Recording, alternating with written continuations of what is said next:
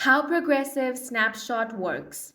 Progressive Snapshot program is a usage-based insurance option that rewards safe drivers with potential discounts on their auto premiums.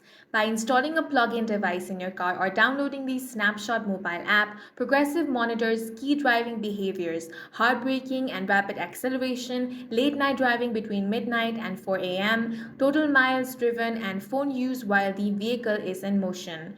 In states where Snapshot is available, enrolling can immediately lower your rate at sign up, and safe driving habits during 6 to 12-month policy period often lead to even larger discounts at renewal.